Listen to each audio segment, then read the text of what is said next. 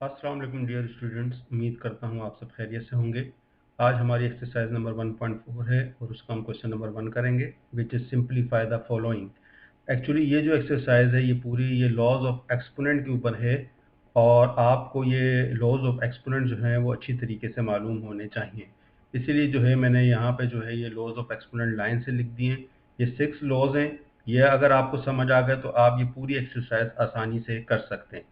अब जो हमारा फर्स्ट लॉ है लॉज ऑफ एक्सपोनेंट में, वो कौन सा है कि अगर जो है बेस सेम हो जाए तो पावर्स उसकी क्या हो जाती हैं, प्लस हो जाती हैं। अब बेस का मतलब क्या होता है, मैं ये आपने जो है पीछे जो था इस एक्सरसाइज का फर्स्ट क्वेश्चन किया था जिसमें हमें बेस और एक्सपोनेंट बतानी थी।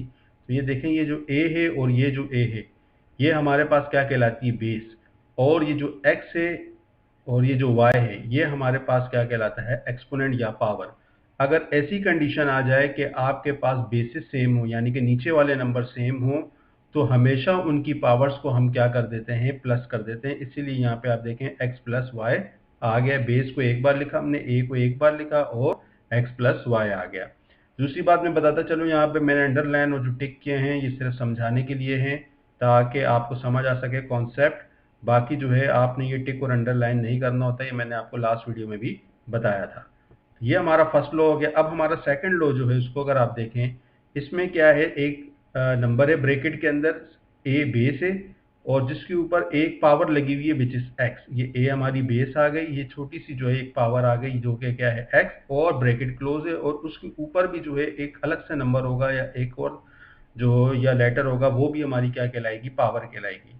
तो जब ऐसी कंडीशन हो जाए कि जब डबल पावर्स हो जाएं तो पावर्स हमेशा हम क्या कर देते हैं, मल्टीप्लाई कर देते हैं। इसीलिए बेस को एक बार लिखा, ए जो बेस थी एक, और एक्स और वाई आपस में क्या हो गए, मल्टीप्लाई। अब हमारा जो थर्ड रूल है इसमें क्या है कि अगर ब्रैकेट के अंदर दो अलग अलग नंबर हो, जैसे एक नंबर ए है एक नंबर बी है, वो सी डी और ज्यादा नंबर भी हो सकते हैं, और ब्रैकेट के बाहर एक पावर लगी हुई हो, तो ऐसी कंडीशन में जो पावर होती है वो अलग अलग बेसिस पे अप्लाई हो जाएगी। अब यहाँ पे आप देखें पावर एन जो है ये ए पे भी अप्लाई हो गई है और ये बी पर भी अप्लाई हो गई है। यानी कि अगर ब्रैकेट के अंदर दो या दो से ज्यादा नंबर हों और वो आपस में क्या हो रहे हो, मल्टीप्लाई हो रहे हो। यहाँ पे आप देखें ये जो साइन है ये किस चीज के, मल्टीप्लाई किए। तो ऐसी कंडीशन में जो होती है वो जो ब्रैकेट के बाहर पावर होती है वो अंदर वाली हर टर्म पे अप्लाई हो जाती है। नेक्स्ट जो हमारा पार्ट है वो है जो हमारा लॉ है वो है फोर्थ। अब इसमें क्या है कि ये देखा जाए तो थर्ड का ही जो है एक किस्म का रेसिप्रोकल है। थर्ड में मल्टीप्लाई हुआ है, फोर्थ में डिवाइड हो रहा है। अब ए और बी दो अलग अलग नंबर हैं, ये दोनों डिवाइड हो रहे हैं और ब्रैकेट के बाहर जो है वो एक पावर लगी हुई है जो कि क्या है, एन। अब ये जो पावर एन है ये ए पे भी अप्लाई हो जाएगी और ये इसी तरह बी पर भी अप्लाई हो जाएगी। फिफ्थ पार्ट जो है इसमें आप देखें क्या है, ये फर्स्ट का रेसिप्रोकल है। फर्स्ट में देखें मल्टीप्लाई हो रहा था, यहाँ पे डिवाइड हो रहा है। अब यहाँ पे ए और ए दोनों बेसिस सेम है और उनके ऊपर पावर्स लगी हुई है। तो जब ऐसी कंडीशन होती है जब बेसिस सेम हो और उनमें डिवाइड का फंक्शन हो, क्योंकि ये लाइन जो है ये किसकी शो कर रही है, डिवाइड की, तो ऐसी कंडीशन में पावर्स जो होती हैं वो माइनस हो जाती है। यानी कि ऊपर वाली पावर में से आप नीचे वाली पावर को माइनस कर देते हैं। लास्ट लॉ जो है इसमें क्या है कि अगर कभी बेस की पावर जीरो आ जाए तो ऐसी कंडीशन में उसका जो पूरा आंसर आ जाएगा वो क्या आ जाएगा, वन। कोई भी बेस है और उसकी पावर जीरो के इक्वल हो जाए, यानी कि जीरो आ जाए उसके ऊपर, जब आप सोल्व करें एंड में जीरो आ जाए तो वो आंसर किसके बराबर हो जाएगा, वन के बराबर हो जाएगा।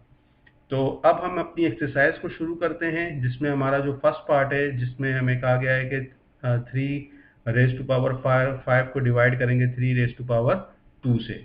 तो इसका जो तरीका होगा वो क्या होगा, यहाँ पे क्योंकि आपने लॉज अप्लाई करने, तो आप इन्हीं लॉज की मदद से जो है इस सम को सॉल्व करेंगे। अब आप देखें जो कंडीशन इसमें मीट हो रही है, अगर हम देखें कि 3 और ये 3 दो बेसिस हैं, ये दोनों सेम है, जो कि कौन से फॉर्मूले से मैच हो रही है, फिफ्थ वाले से अगर आप देखें मैच कर रहा है ये। देखें ये जो है ये किससे बिल्कुल मैच हो रहा है, ये हमारे फिफ्थ वाले से जो लॉ है उससे मैच हो रहा है। दोनों की बेसिस सेम है। ऊपर जो है पावर्स लगी हुई है, एक की पावर 5 है एक की पावर 2 है।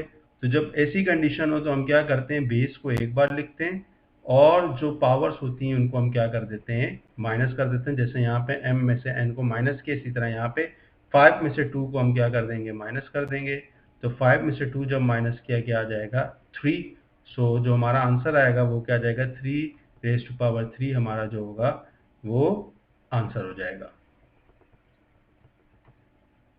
अब हमारा सेकंड पार्ट है स्टूडेंट्स, इसमें जो है हमें क्या कहा गया है, इसमें हमें 2 पावर 4 दी हुई है, 5 की पावर 3 दी हुई है और 10 की पावर 2 दी हुई है।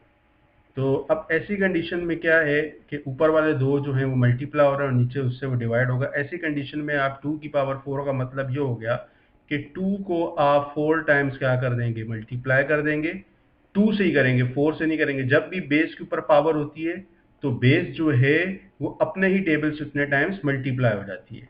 इसी तरह से 5 की पावर 3 है तो इसको एक्सपेंड कर देंगे, 5 5 5 यानी कि 3 बार 5 मल्टीप्लाई हो जाएगा। फिर इनके बीच में डिवाइड की साइन है तो ये डिवाइड आ गया। फिर 10 की पावर 2 है तो 10 की पावर 2 का मतलब 10 2 टाइम्स 10 से ही मल्टीप्लाई हो जाएगा। अब इन चारों टूस को जो है हम क्या करेंगे, मल्टीप्लाई, क्योंकि चारों मल्टीप्लाई हो रहे हैं। सो 2 2 ज़ा 4, ये देखें 2 2 ज़ा 4, 4 2 ज़ा 8, 8 2 ज़ा 16, तो ये क्या आ गया 16। इसी तरीके से ये 3 5 मल्टीप्लाई हो रहे हैं, 5 5 ज़ा 25, 25 5 ज़ा 125 हो गया। इस डॉट का मतलब क्या होता है, मल्टीप्लाई, तो आप मल्टीप्लाई भी इसमें लगा सकते हैं। और ये 10 10 ज़ा कितने हो गए 100। तो अब आपने इसको सिंपल करना है तो आप इसको कैंसिल कर सकते हैं। कैसे करेंगे ये देखें आप, ये हमारे पास हो जाएगा 4 4 ज़ा 16, 4 2 ज़ा 8, 10 में से 8 पार्ट्स हो गए, 2 बच गए, तो 2 0 से मिला तो ये कितना हो गया 20, तो ये हो गया 4 5 ज़ा 20। अब 4 और 25 आपस में नहीं कैंसिल हो सकते हैं, लेकिन 25 125 से कैंसिल हो सकते हैं। कैसे, 25 1 ज़ा 25, 25 5 ज़ा 125। तो जो नंबर बचे हमारे पास वो क्या बच गए, ऊपर 4 बचा और नीचे 5 बचा, और नीचे जो है वो सिर्फ 1 बचा। 1 हम डिनोमिनेटर में तो नहीं लिखते, तो 4 5 ज़ा 20 हमारा क्या आ गया, आंसर आ गया।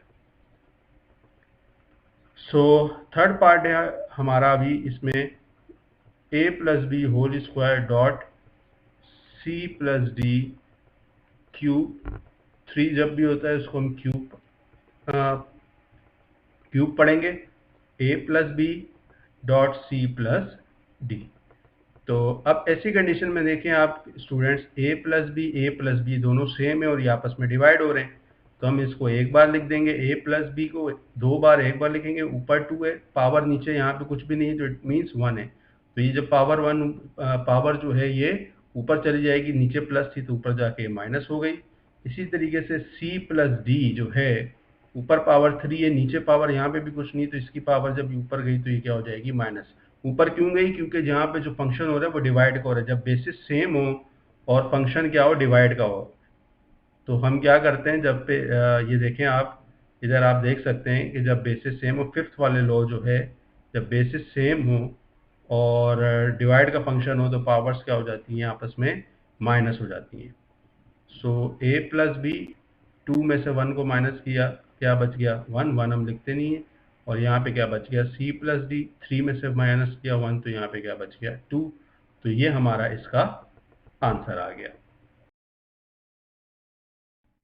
अच्छा, यहाँ पे मैं आपको एक बात और बताता चलूँ कि ये जो हमने फर्स्ट पार्ट इसका किया था, इसमें हमने यहाँ पे अपना आंसर लिया था 3 की पावर 3 आ गया था। ये भी आंसर आप कर सकते हैं, लेकिन अगर आपने अगर इसको फर्दर स्टेप करने, क्योंकि जो अकॉर्डिंग टू बुक है उसमें ये है कि 3 को 3 टाइम्स मल्टीप्लाई किया गया है।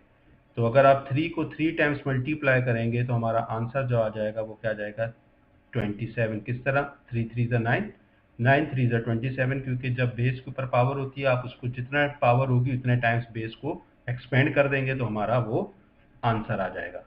तो ये एक जो था, मैंने सोचा कि आपको ये भी करवा दूँ इसके मुताबिक ही, बुक के मुताबिक ही, ताकि आपको कोई प्रॉब्लम ना हो।